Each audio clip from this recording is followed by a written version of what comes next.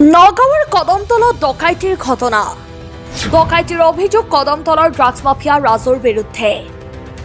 নগাঁও শিয়ালবাৰীৰ ঈদুলচান নামৰ এজনৰ পৰা এখন ই ৰিক্সা সহিতে 10,000 টকা লুটি নিয়াৰ অভিযোগ। পূৰ্বতেও বহু এনে অপৰাধজনিত ঘটনা সংঘটিত কৰি সমগ্ৰ অঞ্চলত সন্ত্ৰাসৰ সৃষ্টি কৰি আহিছিল এই ৰাজুৱে। ভিডিপি কৰ্মী আব্দুৰ ৰহমান নামৰ এজনৰ আশীৰ্বাদ পুষ্ট হৈ অঞ্চলটোত ৰাজুৱে বিভিন্ন অনৈতিক কামত জড়িত হৈ থকাৰ অভিযোগ উত্থাপিত হৈছে।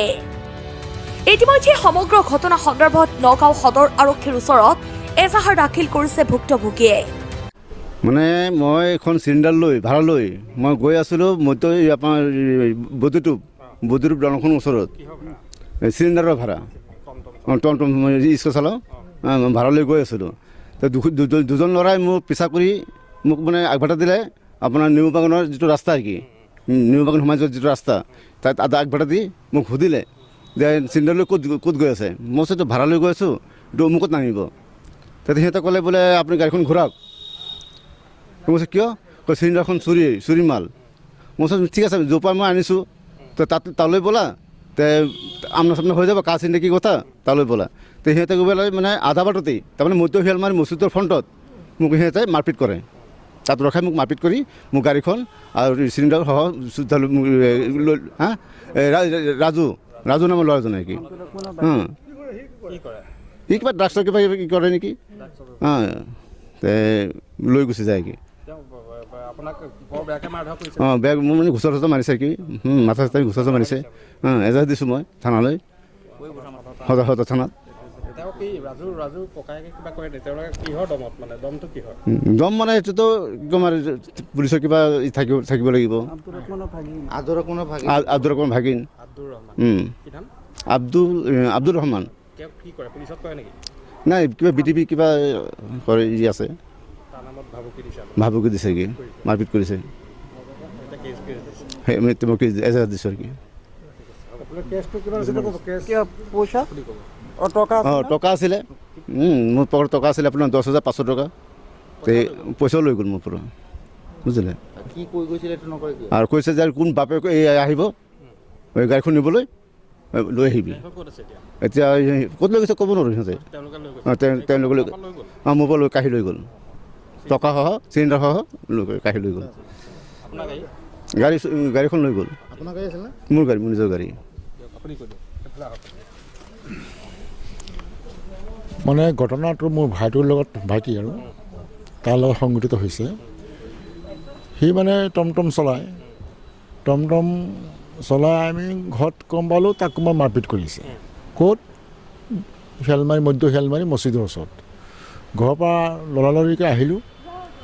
অহাৰ পিছত মানুহ জুম খাই আছে। তো সুধিলোঁ যে এই ঘটনাটো কোনে কৰিলে ইয়াত নিজৰ গাঁওখনতে। কয় কামটো কৰিছে ৰাজু বুলি ল'ৰা এটা। ৰাজু কোন? তই দেউতাকৰ নাম কি? কয় দেউতাকৰ নামটো নাজানো। তাত মানে এটা মাৰ্কেট আছে মছজিদৰ ওচৰত মাৰ্কেট আছে। মাৰ্কেটত দোকানী চোকানী সহ আৰু বাটৰুৱা মানুহ গোট খাইছে যে বাপেকৰ নাম নাজানো। এইটো আমাৰ মৰিংগালৰ যে বিটিপিৰ ছেক্ৰেটাৰী আছিলে আব্দুৰ ৰহমান তাৰ ভাগিন। বাছ ইমানখিনি জানো আৰু। তাৰপাছত তাৰ লগতো মাৰপিট কৰিছে চোকা অস্ত্ৰ দেখুৱাই তাৰ পইচা পাতি লৈ গৈছে চিলিণ্ডাৰ আৰু টমটম লৈ উদাও হৈ গুচি গৈছে। তো আমি এতিয়া নিশ্চয় আইনৰ সহায় ল'ব লাগিব। আমি সদৰ থানাত আহি আমি এজাহাৰ এটা দিছোঁ তেওঁৰ বিপক্ষে। নিশ্চয় আমি আশা কৰোঁ আইনে আমাক সঠিক তদন্ত কৰি সঠিক বিচাৰ এটা আমাক কৰি দিব। বাকী আমি আইনৰ ওচৰত আশাবাদী আৰু। আব্দুৰ ৰহমানৰ ভাগিন বোলে মানে তাৰ স্থানীয় লোকসকলে মই আচলতে ল'ৰাটো মই চিনি পোৱা নাই কোন ল'ৰাটো এতিয়ালৈকে চিনি পোৱা নাই।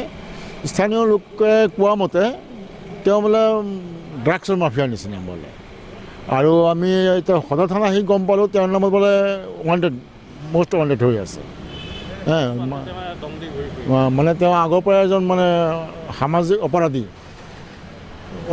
সামাজিক লোক বিভিন্ন ধৰণৰ কুকৰ্মৰ লগতে জড়িত বুলি গম পাইছোঁ। আৰু আমাৰ সদৰ থানাত তেওঁৰ বিৰুদ্ধে মষ্ট ৱান্টেড হৈ আছে। এনেধৰণৰ মানুহ যদি আমাৰ সমাজখন থাকে সমাজখন কেতিয়াও আমি ভালদৰে চলিলে অসুবিধা হৈ যাব। এটা নিৰহ ল'ৰা এটা টমটম চলাই আছে, আজি মোৰ ভাইটিৰ ক্ষেত্ৰত হৈছে, কিমান ল'ৰা-ল'ৰি ইয়াত টমটম চলাই নিজৰ ঘৰখন চলাই আছে, নিজৰ পৰিয়ালটো পোহপাল দি আছে। সি যে এনেকৈ কৰি থাকে, আজি মোৰ কালি বেলেগৰ এনেকৈ হৈ থাকিলেতো আমাৰ কি হ'বগৈ। গতিকে আমি আইনৰ ওচৰত সহায় বিচাৰিছোঁ, আমি আশাবাদী নিশ্চয় আইনে এটা বিধি ব্যৱস্থা কৰিব। নগাঁৱৰ পৰা বিভূতি বৰাৰ প্ৰতিবেদন, সুহানা লাইভ।